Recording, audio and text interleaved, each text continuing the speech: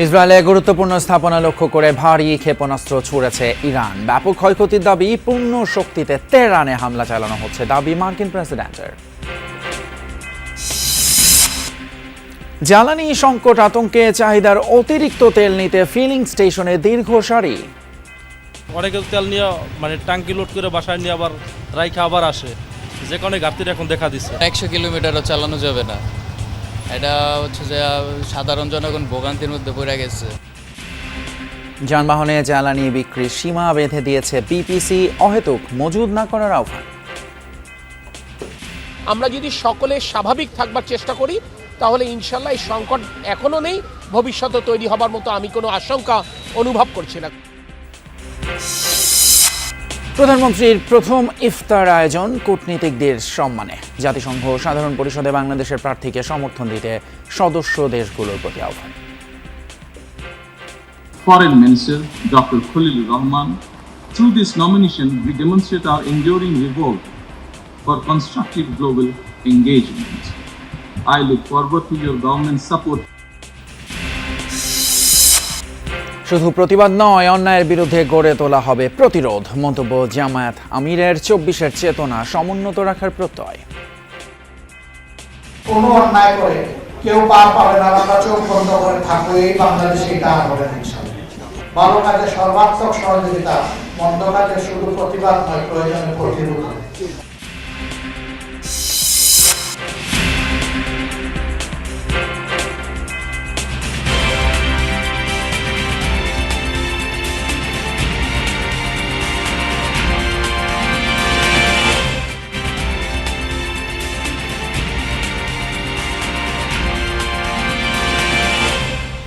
সবাইকে আমন্ত্রণ যমুনা নিউজে, আপনাদের সঙ্গে আছি আমি ফয়সাল। তুমি এতক্ষণ শিরোনামগুলো দেখলেন। ইরানের একের পর এক মিসাইল হামলায় কেঁপে উঠল ইসরায়েল। শুক্রবার বেন গুরিয়ন বিমানবন্দর, হাইফা পোর্ট সহ রাজধানী তেল আবিবের বিভিন্ন স্থানে ক্ষেপণাস্ত্র হামলার কথা জানিয়েছে ইরানের বিপ্লবী গার্ড বাহিনী। মিসাইল ছোড়া হয় কাতার, বাহরাইন সহ আরব দেশগুলোর মার্কিন ঘাঁটিতে। এদিকে ইরানের পররাষ্ট্রমন্ত্রী আব্বাস আরাকচি হুঁশিয়ারি দিয়ে বলেন, কোনো ধরনের যুদ্ধবিরতির জন্য আহ্বান জানায়নি ইরান। সমঝোতা নয়, বরং শেষ পর্যন্ত লড়াই চালিয়ে যাওয়ার লক্ষ্যে ইরানিরা যুদ্ধ করছে বলেও জানান তিনি।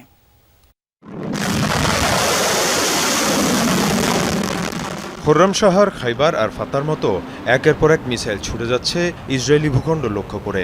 শুক্রবার অভিযানের পরিধি আরও বাড়িয়েছে ইরান। তেল আবিব সহ ইসরায়েলের বিভিন্ন স্থানে সফলভাবে আঘাত হানে এসব ক্ষেপণাস্ত্র। বিশেষ করে ইসরায়েলের রাজধানীর কেন্দ্রস্থল এবং বিভিন্ন বাণিজ্যিক অবস্থানে বিস্ফোরিত হয় এসব মিসাইল। আগুন জ্বলতে দেখা যায় হাইফা বন্দর সহ বিভিন্ন স্থানে। এর পাশাপাশি ইসরায়েলের সবচেয়ে বড় এবং প্রধান বিমানবন্দর বেন গুরিয়নেও আঘাত হানে ইরানি ক্ষেপণাস্ত্র। এ অবস্থায় আন্তর্জাতিক গণমাধ্যম এনবিসিতে দেয়া সাক্ষাৎকারে ইরানের পররাষ্ট্রমন্ত্রী আব্বাস আরাকচি হুঁশিয়ারি দিয়ে বলেন, কোনো ধরনের সমঝোতা কিংবা অস্ত্রবিরতিতে যাবে না ইরান, অব্যাহত থাকবে লড়াই। আমরা অস্ত্রবিরতির কোনো প্রস্তাব দেইনি, কারণ আমরা সমঝোতা চাই না। এই লড়াই চলবে। ইরানের ভূখণ্ডেই ইসরায়েল ও যুক্তরাষ্ট্রের পতন হবে। এদিকে অব্যাহত আছে আরব দেশগুলো অবস্থিত মার্কিন ঘাঁটিতে ইরানের ড্রোন ও ক্ষেপণাস্ত্র হামলা। রাতে কুয়েতের আল সালিম মার্কিন ঘাঁটিতে ব্যাপক হামলা চালানো হয়।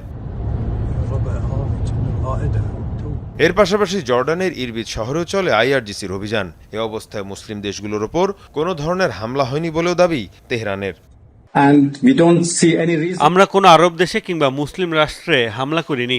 আমরা অভিযান চালিয়েছি এসব দেশে থাকা মার্কিন সামরিক ঘাঁটিতে। এর পাশাপাশি বাহরাইন ও সংযুক্ত আরব আমিরাতে হামলা চালিয়েছে আইআরজিসি। শুধু কাতারেই ছোড়া হয় 14টি ব্যালিস্টিক মিসাইল ও 4টি ড্রোন। আরব আমিরাতের বিভিন্ন স্থান টার্গেট করে 150 ড্রোন ও মিসাইল ছোড়া হয়। মীর মুশফিকা হাসান, যমুনা নিউজ। ইরানের শীর্ষ নেতাদের অবস্থান করা সামরিক বাংকারে ভয়াবহ হামলা চালিয়েছে ইসরায়েল ও যুক্তরাষ্ট্র। তেহরান সংশ্লিষ্ট এলাকায় অবস্থিত এই বাংকার ধ্বংসে অর্ধশত যুদ্ধ বিমান অংশ নেয়। ক্ষেপণাস্ত্র এবং বিমান হামলার শিকার হচ্ছে দেশটির আবাসিক বিভিন্ন এলাকা। স্বেচ্ছাসেবী সংগঠন রেড ক্রিসেন্ট বলছে, অভিযান শুরুর পর থেকে এখন পর্যন্ত টার্গেট করা হয়েছে ইরানের 3600-রও বেশি বেসামরিক স্থাপনা। আর নিহতের সংখ্যা বেড়ে দাঁড়িয়েছে 1332 জনে। পূর্ণ শক্তিতে ইরানে হামলা চালানো হচ্ছে বলে জানিয়েছেন মার্কিন প্রেসিডেন্ট ডোনাল্ড ট্রাম্প। পাশাপাশি ইরানের অন্তত 30টি জাহাজ ধ্বংসের দাবি করেছে ওয়াশিংটন। একের পর এক বিস্ফোরণে প্রকম্পিত তেহরান। শুক্রবার ইরানের রাজধানী সংশ্লিষ্ট সামরিক বাংকারে চালানো হয় হামলা। সর্বোচ্চ নেতা খামেনি নিহত হওয়ার পর ইরানের সিনিয়র নেতারা অবস্থান করছিলেন সেখানে। অন্তত 50টি যুদ্ধবিমান নিয়ে হামলা চালায় ইসরায়েল যুক্তরাষ্ট্র। এর আগে হামলা হয় তেহরানের আজাদি স্টেডিয়ামেও। কেবল রাজধানী নয়, পুড়ছে ইরানের একাধিক শহর। হামলা থেকে রেহাই পাচ্ছে না বেসামরিক স্থাপনা ও সাধারণ মানুষ। ইরানের রেড ক্রিসেন্ট সোসাইটি জানিয়েছে 7 দিনে ক্ষতিগ্রস্ত হয়েছে 3600-র বেশি নাগরিক স্থাপনা, যার মধ্যে রয়েছে 3000-এর বেশি বাড়ি। এছাড়াও আক্রমণের শিকার বাণিজ্য ও সেবা কেন্দ্র, হাসপাতাল ও স্কুল। সম্পূর্ণ সক্ষমতা নিয়ে ইরানে যৌথ বাহিনী হামলা চালিয়ে যাচ্ছে বলে জানিয়েছেন মার্কিন প্রেসিডেন্ট ডোনাল্ড ট্রাম্প। তার দাবি, ক্ষেপণাস্ত্র ছুড়লে ধ্বংস করে দেয়া হচ্ছে তেহরানের মিসাইল লঞ্চারগুলো। আমরা প্রতি ঘন্টায় ইরানের ক্ষেপণাস্ত্র ও ড্রোন ধ্বংস করছি। তারা ক্ষেপণাস্ত্র ছোড়ার 4 মিনিটের মধ্যে লঞ্চার ধ্বংস করে ফেলা হচ্ছে। তারা বুঝতেই পারছে না কি হচ্ছে। আমাদের সামর্থ্য অনেক বেশি, যা ক্রমেই আরও বাড়ছে। আমাদের অংশীদার ইসরায়েলেরও একই অবস্থা। অভিযানের সময়সীমা পুরোপুরি আমাদের নিয়ন্ত্রণে। যত সময় লাগুক, লক্ষ্য পূরণে আমরা আরও সেনা ও অস্ত্র পাঠাবো। অভিযান শুরুর পর থেকে এখন পর্যন্ত ইরানের অন্তত 30টি জাহাজ ধ্বংসের দাবি মার্কিন বাহিনীর। ইরানি নৌবাহিনীর ওপর আমাদের হামলা বাড়ানো হয়েছে। প্রেসিডেন্ট আগে বলেছিলেন আমরা 24টি জাহাজ ধ্বংস করেছি। এখন সেই সংখ্যা 30 ছাড়িয়েছে। আমরা শুধু তাদের যুদ্ধাস্ত্র ধ্বংস করছি না, ক্ষেপণাস্ত্র বানানোর সক্ষমতাও শেষ করার চেষ্টা করছি। ইরানের বিমান বাহিনীর সক্ষমতা পুরোপুরি ধ্বংসের দাবি করেছে ওয়াশিংটন। মার্কিন প্রেসিডেন্টের দাবি, ইরানে এখন আর কোনো বিমান বাহিনী বা আকাশ প্রতিরক্ষা নেই। রেজবানা সাইমা, যমুনা নিউজ। অন্যদিকে বাহরাইনের একটি আবাসিক এলাকায় ড্রোন হামলা চালিয়েছে ইরান, এমনটা দাবি করেছে মার্কিন সেন্ট্রাল কমান্ড। সংস্থাটির দাবি, 7টি ড্রোন ছুড়ে হামলা চালিয়েছে তেহরান। সেখানে কাতারের নৌবাহিনীর বেশ কিছু সদস্য অবস্থান করছিল বলেও দাবি করা হয়। এই ঘটনার কঠোর নিন্দা জানিয়েছে কাতার সরকার। অপরদিকে ইরানি গণমাধ্যম তাসনিম নিউজ বলছে, বাহরাইনে একটি মার্কিন ঘাঁটি লক্ষ্য করে হামলা চালিয়েছে IRGC। এতে বেশ কয়েকজন হতাহতের তথ্যও জানানো হয়। এদিকে দিনভর ইরানের বিভিন্ন স্থানে 400-র বেশি বার হামলার তথ্য জানিয়েছে ইসরায়েল। ইরান যুদ্ধের প্রভাব পড়েছে বাংলাদেশেও। রাজধানীর পেট্রোল পাম্পগুলো এখন রীতিমতো যুদ্ধাবস্থা। প্রায় প্রতিটি পাম্পে গাড়ি আর মোটরসাইকেলের উপচে পড়া ভিড়। দীর্ঘ সময় লাইনে দাঁড়িয়ে যেটুকু তেল মিলছে তাও অপর্যাপ্ত। মজুদ ফুরিয়েছে অনেক পাম্পে। অন্যদিকে তেল দেওয়ার ব্যাপারে সরকারের নেওয়া সিদ্ধান্তের বিষয়ে মিশ্র প্রতিক্রিয়া দেখা যাচ্ছে। নিকুঞ্জের এই পাম্পে অনেক সময় ধরে চলে এই বাকবিতণ্ডা। পিকআপ চালকদের অভিযোগ, ডিজেল সরবরাহ বন্ধ রেখেছে পাম্প কর্তৃপক্ষ। এখানে মিলছে শুধুই অকটেন। কথা বলে জানা গেল বিকেলেই ফুরিয়ে গেছে ডিজেলের মজুদ। আমরা চাইছি 500-1000 টাকার করে তেল দেন, আমরা এখান থেকে ঢাকার বাইরে বেরি, তারপর আমরা ব্যবস্থা করতেছি। বৃহস্পতিবার সরকার সাফিসিয়েন্ট তেল দিতে পারে নাই, ডিজেল, যার কারণে এখন পাবলিকেরও সাফিসিয়েন্ট তেল দেওয়া সম্ভব নয়। অকটেন যতক্ষণ পর্যন্ত সাফিসিয়েন্টভাবে সরকার নির্দেশনা, প্রথম আলোতে নির্দেশনা পত্রিকা দিয়েছে, অনুযায়ী আমরা দিতে আছি। প্রাইভেট কারে 10 লিটার আর মোটরসাইকেলে 2 লিটারের বেশি জ্বালানি নয়। সরকারের এমন সিদ্ধান্তের পর পাম্পগুলোই বেড়েছে গাড়ির সংখ্যা। কাঙ্ক্ষিত তেল পেতে পার করতে হচ্ছে দীর্ঘ সময়। কোথাও কোথাও যানজটও সৃষ্টি হয়েছে গাড়ির চাপে। 2 লিটার তো হয় না, এই বাইকে তো হয় না। এই কালকে আবার দাঁড়াইতে হবে। কালকে 250 কিলো গাড়ি রান করা লাগবে, মানে 250 কিলোর ভিতরে তো আমার 2 লিটার তেল হবে না। এখন বাসায় যাইতে হবে, সেই ফলে নিতে হবে তেল। না নিলে তো দেখা গেলো 2 দিনে যে পাবো না, পরে দেখা গেলো অল্প অল্প পাবো। 100 কিলোমিটারও চালানো যাবে না। এটা হচ্ছে যে সাধারণ জনগণ ভোগান্তির মধ্যে পড়ে গেছে। এই 1 ঘন্টা সিরিয়াল ধরে মাত্র 250 টাকার তেল নিলাম। এরই মধ্যে সরকারি নোটিশ টাঙানো হয়েছে পাম্পের মেশিনগুলোয়। চালকরা বলছেন, কম হলেও তেল পাচ্ছে সবাই, ব্যাপারটা ইতিবাচক। অনেকে তেল নিয়ে মানে ট্যাঙ্কি লোড করে বাসায় নিয়ে আবার রাইখা আবার আসে, যে কারণে ঘাটতির এখন দেখা দিচ্ছে। আর নাহলে তো যে তেল আসলে তো আরো 20-15-20 দিন অনায়াসে চলার কথা, ঝামেলা হতো না। একদিক থেকে ভালো, কারণ সবাই তাহলে পাবে, আদারওয়াইজ কেউ পাবে কেউ পাবে না, এরকম একটা বিষয় হয়ে যায়। 3 ঘন্টা দাঁড়ানোর পরেও এখন 10 লিটার তেল পাচ্ছে। এই 10 লিটার দিয়ে কিভাবে চলবো? বাসার বিপদ আপদ তো থাকতে পারে, তাই না? পাম্পে তেল নিতে নিতে আমাদের সময় চলে যাবে। এখন বাকিটা তো বসের থাকবে। আমাদের কাজই তো হচ্ছে গাড়ি চালানো। এখন আমাদের বসের বিভিন্ন কাজ আটকে থাকবে, ঈদের সময় ভোগান্তি বৃদ্ধির শঙ্কা প্রায় সবার। জ্বালানি তেল পেতে এই ভোগান্তি কবে কিভাবে মিটবে তা পুরোটাই নির্ভর করছে বিশ্ব পরিস্থিতির ওপর। আপৎকালীন পরিস্থিতিতে পেট্রোল পাম্পে গাড়ির এই বিশাল চাপ এটি নতুন কোনো দৃশ্য নয়। এর আগেও সংকট তৈরি হয়েছে, সংকট কেটেও গেছে। এ দফায়ও সরকার পরিস্থিতি ভালোমতো সামাল দিতে পারবে এমনই প্রত্যাশা সবার। তাজনুর ইসলাম, যমুনা নিউজ, ঢাকা। যানবাহন প্রতি দিনে জ্বালানি তেল বিক্রির পরিমাণ নির্ধারণ করে দিয়েছে বাংলাদেশ পেট্রোলিয়াম কর্পোরেশন বিপিসি। সংস্থাটি জানিয়েছে, জ্বালানি তেলের কৃত্রিম সংকট সৃষ্টি বা মজুত করে রাখার চেষ্টা হলে আইনানুগ ব্যবস্থা নেওয়া হবে। এদিকে গুজবে কান না দিয়ে বা অতিরিক্ত হয়ে আতঙ্কিত হয়ে জ্বালানি কেনা থেকে বিরত থাকার আহ্বান জানিয়েছেন বিদ্যুৎ ও জ্বালানি প্রতিমন্ত্রী। জ্বালানি তেল সংকটের আশঙ্কায় দেশের বিভিন্ন এলাকায় পেট্রোল পাম্পগুলোতে দেখা দিয়েছে দীর্ঘ লাইন। সকাল থেকেই মোটরসাইকেল, প্রাইভেট কার ও গণপরিবহনের চালকেরা জ্বালানি নিতে ভিড় করছেন পাম্পগুলোতে। তবে সংশ্লিষ্টরা বলছেন, দেশের জ্বালানি তেলের সরবরাহ স্বাভাবিক রয়েছে, আতঙ্কের কোনো কারণ নেই। শুক্রবার রাজধানীর বিভিন্ন পেট্রোল পাম্প পরিদর্শন করেন জ্বালানি মন্ত্রী ইকবাল হাসান মাহমুদ ও প্রতিমন্ত্রী অনিন্দ্য ইসলাম অবিদ। মানুষকে আতঙ্কিত না হওয়ার আহ্বান জানিয়ে প্রতিমন্ত্রী বলেছেন, দেশে পর্যাপ্ত জ্বালানি তেলের মজুত রয়েছে এবং সরবরাহ স্বাভাবিক রাখতে সরকার প্রয়োজনীয় পদক্ষেপ নিচ্ছে। আন্তর্জাতিক বাজারে যখন অস্বাভাবিক মূল্য বৃদ্ধি পেয়েছে, স্বাভাবিকভাবে এটি অর্থনীতির উপর একটি চাপ তৈরি করছে, সমন্বয়ের প্রয়োজনীয়তা দেখা দিতে পারে।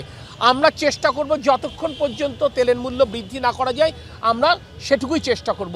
একান্ত যখন পারবো না সেটি অবশ্যই জনগণের সাথে আমরা সেটা শেয়ার করব। দুশ্চিন্তাগ্রস্ত হওয়ার কোনো কারণ নেই। আমরা যদি আমাদের স্বাভাবিক চাহিদা অনুযায়ী আমরা তেল নেই পেট্রোল পাম্প থেকে, আমি মনে করি সংকট আগামীতে হবে না ইনশাআল্লাহ। এদিকে ফিলিং স্টেশন থেকে দৈনিক যানবাহন প্রতি তেল বিক্রির পরিমাণ নির্ধারণ করে দিয়েছে BPC. Motorcycle 2 litre, private car 10 litre, microbus 25 litre, pickup local bus পাবে 80 লিটার। এছাড়া আন্তঃজেলা বাস, ট্রাক 220 লিটার পর্যন্ত তেল পাবে। রাজীব আহমেদ, যমুনা নিউজ, ঢাকা। জাতিসংঘ সাধারণ পরিষদের 81তম অধিবেশনের সভাপতি পদে বাংলাদেশের প্রার্থী পররাষ্ট্রমন্ত্রী ডক্টর খলিলুর রহমানের প্রতি সমর্থন দিতে ঢাকায় নিযুক্ত কূটনৈতিকদের আহ্বান জানিয়েছেন প্রধানমন্ত্রী তারেক রহমান। রাষ্ট্রীয় অতিথি ভবন যমুনায় কূটনৈতিকদের সঙ্গে ইফতারে প্রধানমন্ত্রী বলেন, বহির্বিশ্বের সঙ্গে বাংলাদেশের সম্পর্ক হবে পারস্পরিক স্বার্থ ও মর্যাদার ভিত্তিতে। প্রতি রমজানের শুরু থেকেই রাজনৈতিক দল হিসেবে বিএনপি নানা পেশাজীবী ও দলীয় অঙ্গ সংগঠনের উদ্যোগে ইফতার মাহফিলের আয়োজন করত, কিন্তু এবার ব্যতিক্রম। সরকার গঠনের পর কৃচ্ছ্রতা সাধনের অংশ হিসেবে এমন আয়োজন থেকে বিরত থাকার নির্দেশ দেন প্রধানমন্ত্রী Tarique Rahman.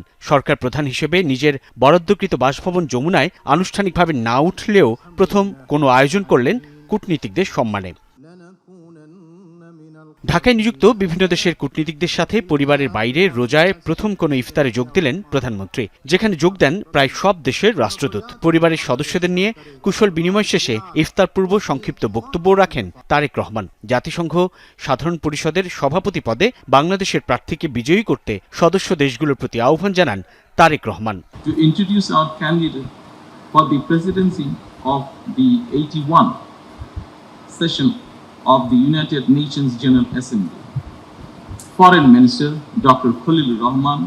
Through this nomination, we demonstrate our enduring revolt for constructive global engagement. I look forward to your government's support to his candidature. বর্তমান সরকারের পররাষ্ট্রনীতি নিয়েও কথা বলেন প্রধানমন্ত্রী।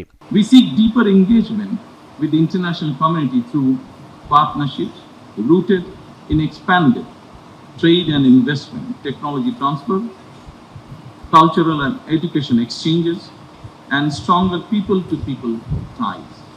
We believe prosperity today is built through cooperation and connectivity, not isolation. Bangladesh's foreign policy will be pragmatic and sustainable, guided by friendship to all. Tarique Rahman বলেন, মানবাধিকার সুরক্ষা, মত প্রকাশের স্বাধীনতা রক্ষা এবং সহনশীলতা সংস্কৃতি গড়ে তুলতে বর্তমান সরকার প্রতিশ্রুতিবদ্ধ। প্রতিটি স্তরে দুর্নীতি মোকাবেলায় দৃঢ় পদক্ষেপ নেওয়া হবে বলেও জানান সরকার প্রধান। Our commitment is firm to strengthen democratic institutions, uphold the rule of law, protect freedoms, and ensure accountability. We are equally committed to safeguarding human rights, protecting freedom of expression, and fostering a culture of tolerance. ক্ষমতায় আসার পর জনকল্যাণে সরকার গৃহীত নানান পদক্ষেপ ও আগামীর পরিকল্পনাও তুলে ধরেন প্রধানমন্ত্রী Tarique Rahman. Commitment to peace, democratic values, and inclusive growth. Saifuddin Robin, Jamuna News, Dhaka. জুলাইয়ের চেতনা সমুন্নত রাখতে 11 দলীয় ঐক্যে যে কোনো ত্যাগ স্বীকারে প্রস্তুত বলে মন্তব্য করেছেন জামায়াত ইসলামের আমির ডক্টর শফিকুর রহমান। সাবেক দুই উপদেষ্টার কর্মকাণ্ড প্রসঙ্গে তিনি বলেন, অপরাধ করে কারো নিস্তার নেই। এর আগে দলটির সেক্রেটারি জেনারেল মিয়া গোলাম পরওয়ার ইলেকশন ইঞ্জিনিয়ারিং এর অভিযোগ এনে বিদায়ী অন্তর্বর্তী সরকারের উপদেষ্টা রিজওয়ানা হাসান এবং পররাষ্ট্রমন্ত্রী খলিলুর রহমানকে গ্রেপ্তারের দাবি করেন। এই পর্যায়ে বক্তব্য রাখার জন্য সংক্ষিপ্ত বক্তব্য। বিশিষ্ট ব্যক্তিদের সম্মানে রাজধানীর বিজয়নগরের একটি হোটেলে ইফতার মাহফিলের আয়োজন করে খেলাফত মজলিস। বিভিন্ন রাজনৈতিক দলের নেতাকর্মী ও সমাজের গণ্যমান্য ব্যক্তিরা এতে অংশ নেন। ইফতার অনুষ্ঠানে যোগ দিয়ে সংসদের বিরোধী দলীয় নেতা ডাক্তার শফিকুর রহমান বলেন, জুলাই না আসলে দেশে নির্বাচনই হতো না, তাই জীবন থাকতে 24-এর চেতনাকে হারিয়ে যেতে দেয়া হবে না। যে 24 মানুষের জীবনের মূল ঘুরিয়ে দেওয়ার জন্য এসেছিল, যে 24-এর অসংখ্য যোদ্ধা জীবন দিয়ে দুনিয়া থেকে বিদায় নিয়েছে, আমাদের ঘাড়ের উপর তাদের লাশ রেখে গেছে। আমরা সেই লাশের অবমাননা করব না, করতে দিব না। এর আগে দুপুরে বায়তুল মোকাররম উত্তর গেটে বিক্ষোভ কর্মসূচির আয়োজন করে জামাত ইসলামী। নির্বাচনে কারচুপির অভিযোগে অভিযুক্ত করা হয় বিদায়ী অন্তর্বর্তী সরকারের উপদেষ্টা রিজওয়ানা হাসান ও পররাষ্ট্রমন্ত্রী খলিলুর রহমানকে। তাদের গ্রেফতারের দাবি জানান দলের সেক্রেটারি জেনারেল অধ্যাপক মিয়া গোলাম পরোয়ার। এত বড় ইঞ্জিনিয়ারিং হলো আর আপনি বললেন যে আমরাই স্পেন স্টিমে আসতে দেয়নি। আপনার কথাই তো সাক্ষী দেয় যে আপনি আমাদেরকে নির্বাচনে মেজরিটি হতে বাধা দিয়েছেন। করিডর কিছু নেই, নিয়মতান্ত্রিকভাবে আমরা এটার জুডিশিয়াল বিচার বিভাগীয় তদন্ত দাবি করছি। সাবেক দুই উপদেষ্টা সহ ইলেকশন ইঞ্জিনিয়ারিং এর অভিযোগের বিচার বিভাগীয় তদন্ত দাবি করেন বক্তারা। সমাবেশ শেষে বায়তুল মোকাররমের উত্তর গেট থেকে বিক্ষোভ মিছিল বের করে নেতাকর্মীরা। শামীম রেজা, যমুনা নিউজ, ঢাকা। এদিকে নিরপেক্ষতার সাথে জুলাই গণ অভ্যুত্থান নিয়ে লেখা গবেষণা ও বিশ্লেষণের আহ্বান জানিয়েছেন এনসিপির আহ্বায়ক এবং বিরোধী দলীয় চিফ হুইপ নাহিদ ইসলাম। এনসিপির যাত্রা বইয়ের মোড়ক উন্মোচন অনুষ্ঠানে আহ্বান জানান তিনি। রূপায়ণ টাওয়ারে দলীয় কার্যালয়ে মোড়ক উন্মোচন অনুষ্ঠানে উপস্থিত ছিলেন দলের সদস্য সচিব আক্তার হোসেন, বইটির লেখক ও এনসিপির যুগ্ম আহ্বায়ক মাহবুব আলম সহ শীর্ষ নেতারা। প্রকাশক জানান, এনসিপির যাত্রা বইটিতে কোনো বয়ান নির্মাণের চেষ্টা নেই। এতে গণ অভ্যুত্থান ও এনসিপি গঠনের ঘটনাগুলো দিনলিপি আকারে তুলে ধরা হয়েছে। নাহিদ বলেন, অর্থনৈতিক নিরাপত্তা, বৈষম্য রোধ ও গণতান্ত্রিক সংস্কার না হলে বাংলাদেশের তরুণরা আবার আন্দোলনে নামতে পারে। গত 1 বছরে বা ইন্টারিম গভর্নমেন্টের পুরো 1.5 বছরে এটা শুধু ইন্টারিম গভর্নমেন্ট বা এনসিপির অভিজ্ঞতা না, এটা কিন্তু পুরো বাংলাদেশের ইতিহাসে একটা গুরুত্বপূর্ণ অধ্যায় হিসেবে থাকবে। কারণ এই সময়টা ঠিক করে দিয়েছে অলরেডি যে আগামী বাংলাদেশ কোন দিকে যাচ্ছে, কীভাবে যাচ্ছে, আর সামনের রাজনীতি বা লড়াইয়ের গতিপথটা কীরকম হতে যাচ্ছে। নরসিংদীর মাধবদীতে 40 বছর বয়সী 4 সন্তানের জননী এক নারীকে সংঘবদ্ধ ধর্ষণের ঘটনায় প্রধান অভিযুক্ত হৃদয় মিয়াকে গ্রেপ্তার করেছে পুলিশ। শুক্রবার বিকেলে তথ্য প্রযুক্তি সহায়তায় তাকে গ্রেপ্তার করা হয়। পুলিশ জানায়, বিবাহ বিচ্ছেদের পর 4 সন্তানকে নিয়ে নারায়ণগঞ্জের 2500-এ থাকতেন ভুক্তভোগী নারী। গত কয়েকদিন ধরে মোবাইল ফোনে হৃদয় মিয়ার সাথে কথা হচ্ছিল তার। এক পর্যায়ে হৃদয় মিয়ার সাথে দেখা করতে বৃহস্পতিবার রাতে নরসিংদীর মাধবদীতে যান ওই নারী। আর সেখানেই খামারদি এলাকার একটি পুকুর পাড়ে হৃদয় সহ 4 যুবক ওই নারীকে সংঘবদ্ধভাবে ধর্ষণ করে। তার সাথে থাকা মোবাইল ফোন ও নগদ অর্থ ছিনিয়ে নেয়। এই ঘটনায় মাধবদী থানায় লিখিত অভিযোগ জানায় ভুক্তভোগী নারী। পরে অভিযুক্ত হৃদয়কে গ্রেপ্তার করা হয়। বাকিদের গ্রেপ্তারে কাজ করছে পুলিশ। বিপদ সংকেত পেয়ে ইরানের একটি যুদ্ধ জাহাজের 183 জন নাবিককে আশ্রয় দিয়েছে ভারত। ভারতীয় কর্তৃপক্ষের দাবি, গেল 28 ফেব্রুয়ারি ইরানের যুদ্ধ জাহাজ IRIS লাভান থেকে একটি বিপদ সংকেত পাঠানো হয়। জরুরি ভিত্তিতে ভারতের কোচি সমুদ্র বন্দরে নোঙর করার অনুরোধে সাড়া দেয় নয়াদিল্লি। পরদিন কোচি পোর্টের দিকে রওনা হয়ে বুধবার সেখানে নোঙর করে জাহাজটি। বর্তমানে জাহাজটি কোচি পোর্টে অবস্থান করছে বলে জানানো হয়। এ সপ্তাহে ভারতে নৌমহড়ায় অংশ নিয়ে ফেরার পথে মার্কিন সাবমেরিনের টর্পেডো হামলায় ডুবে যায় ইরানি যুদ্ধজাহাজ IRIS ডিনা। এতে জাহাজে থাকা 80 জনেরও বেশি নাবিক নিহত হন। 32 জনকে উদ্ধার করে শ্রীলঙ্কার নৌবাহিনী। এখনও নিখোঁজ শতাধিক। এর সাথে শেষ করছি এখনকার মতো যমুনা নিউজ। এতক্ষণ সাথে থাকার জন্য ধন্যবাদ আপনাদের সবাইকে।